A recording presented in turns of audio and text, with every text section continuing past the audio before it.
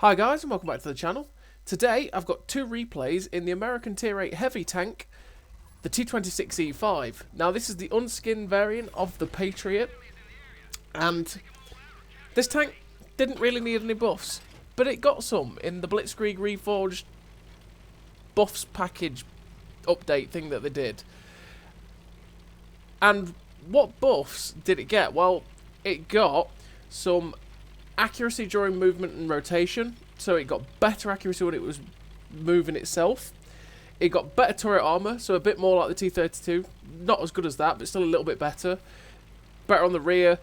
The reload buff, which is absolutely massive for this tank, right? This reload buff, you cannot underestimate it. 7.2 to 6.6. It was one of the strengths of the tank already. This tank had fantastic reload already. Great DPM for a heavy tank at Tier 8. And they've buffed it, made it even better. And as you've seen already, and as you'll see as you go further on, it has got a 4.8 second reload. It's really good. Like, ridiculous levels. Accuracy during turret rotation went from 0.13 to 0.08 as well. And aim time went from 2.3 to 1.9. Now, one of the things that did let this tank down in the past was the aim time, as well as the fact that it has 0.38 accuracy. Just made it a little bit painful at times to be able to get the gun snapped in and get those shots off. You had to really make sure you aim. Now, with the buffs you've just seen, buffing the turret dispersion, buffing the movement dispersion, buffing the aim time from 2.3 to 1.9, this gun is ridiculously good, especially obviously with the 6.0 accuracy buffs you can give yourself with the crew skills. It now means that this tank is really accurate. Add to that, it's got a 4.8 second reload for 240 alpha. It's dank. It's the way I'd describe it, it's dank.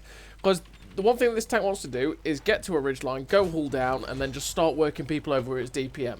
The hull armor is decent, and as I'd say it's good, right? Okay, it's good hull armor. It will bounce a good amount of stuff, but it's not gonna. You shouldn't expect it to bounce loads, right? The strength of the tank is hull down, and getting hull down in this tank, you've got 40 km/h top speed.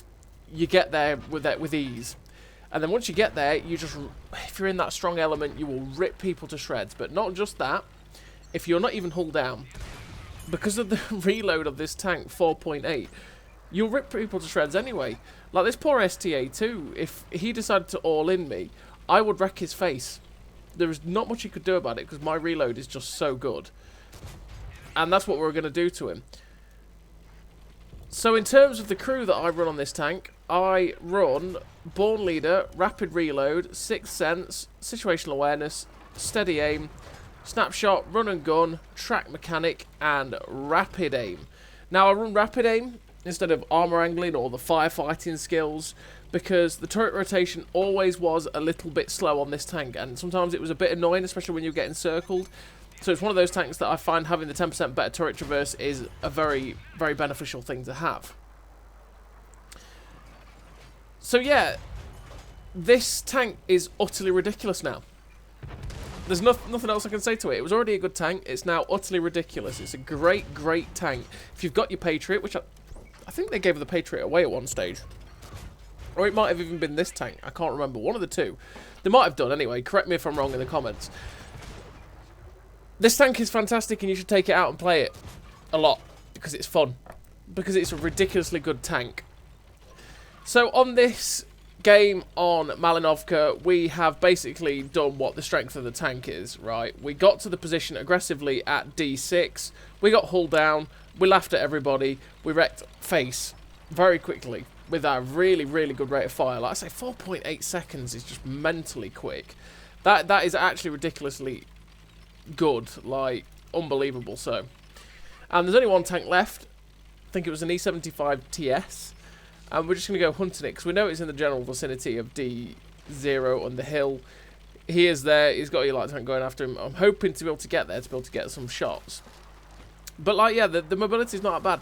Like in terms of equipment, what I run on this tank is rammer, vert stabs, and optics. Now I always ram vert stabs because, like I say, it's got 0.38 accuracy, and that isn't the best, quite honestly. So it needs all the help it can get, which is why you run all the gun skills that you've got, and then you run the vert stabs as well. Optics boost the view range. Look at what we've done with the max view range you can possibly get with Born Leader, Optics, you know, and situational awareness. We've got 2.7k assistance, and it's good for positions like that, what we took there. We finished that game, 3.3k damage, 2.7k assist, and ace tanker, 1854 base XP. So yeah, having the optics with the Born Leader and situational awareness is something that you want, so you can get the best out of aggressive positions like you just saw me take, and you can get great assist games off like that. And obviously, like I say, with the gun perks, you want to get the gun perks to be as good as possible, because the gun just, in terms of its accuracy, isn't that good. It snaps so damn well now, though. And that is something that you can't underestimate now. It pretty much, it's what they've done with a lot of tanks and a lot of guns since 6.0. They've made them like snappy gods. And you can hit a lot of shots on the move, and you can just sort of rotate, see a tank, bang, say RBRT if you can pen it, and just bang, you've got it, you know, if it's stationary. It's not good, really, to be honest. I'm not a fan of them doing that, where they make tanks really snappy and make every single tank like that, because it just makes it a little bit boring. You want those, you want it to be like, okay, if something's got really high DPM, but it's got bad gun accuracy, or bad gun stats, which is what it would have been before 6.0, it's going to miss some of its shots. Well, now it's not really going to, but hey-ho. We're on the second game, we're on Kaunas, and we've taken an aggressive position, and to be honest, it's more that I took this position because I didn't quite realise that it was NBA, and they spawned where they do. So most of them have spawned down in that corner. I thought they spawned in the town closest to the A cap. Yeah, I made that mistake, and there's a lot of them. So I've had to push really aggressively here and take an aggressive position. I couldn't recommend going to where I was if it was NBA. In fact, actually, they're removing NBA, so you're not going to get these spawns anyway. But if they spawn in that corner, that corner that I went to was not the most ideal corner to go to, because it's far too aggressive. You can get shot from the hill way too easily, and if anyone pushes aggressively, you're just doomed. But anyway, now this general has blown his clip, I know I can aggressively push him and get shots into him. I didn't want to go all the way around the corner, though, because this Panther 2 was spotted as he was running away, and we managed to track him and then finish him off. And that's what the great DPM of this tank lets you do, right? If you manage to track someone, they are screwed, because you can perma-track so many people so easily with a 4.8 second reload. And if you boost your reload with food, you've got a 4.6 second reload. I cannot describe to you just how ridiculous the DPM is on this tank. It's way too good, to be perfectly honest. Nothing should have this good a reload with this good a gun at tier 8, personally.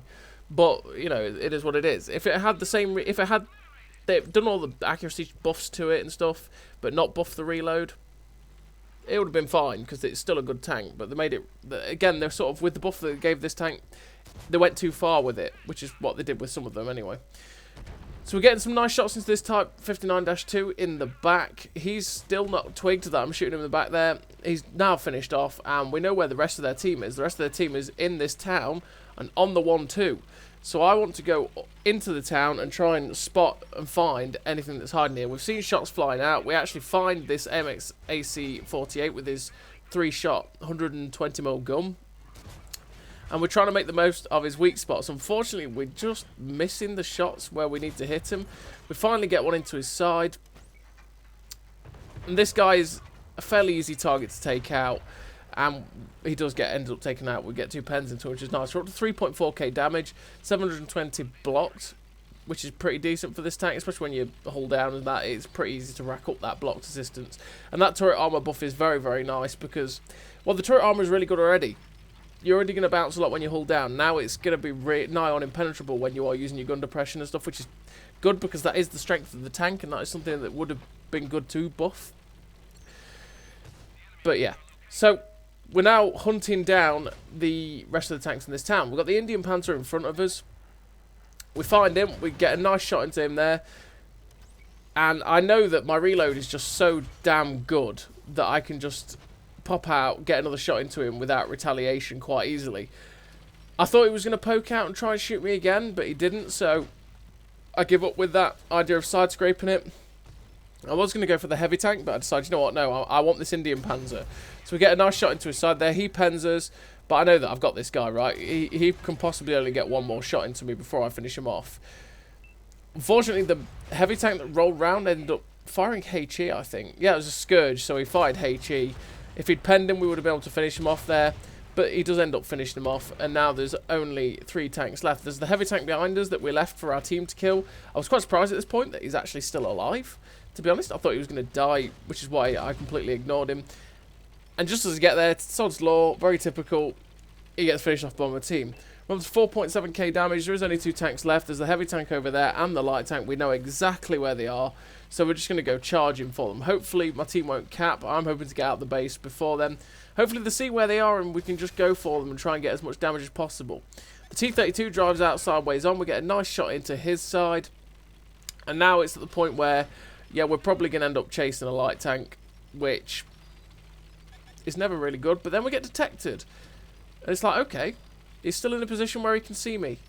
That means he's not run off up the A line. And lo and behold, he gets spotted there. We get shot, snapped in on the move. We ended up tracking him, but he repaired. Unfortunately, the derpy gun handling misses there, so we couldn't push our damage up to 5.4k.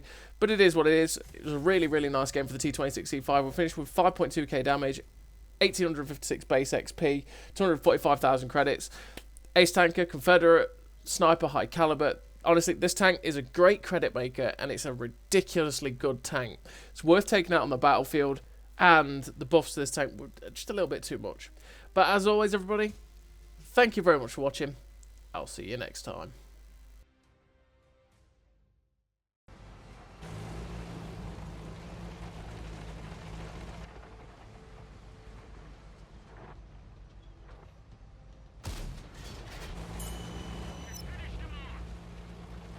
A great success!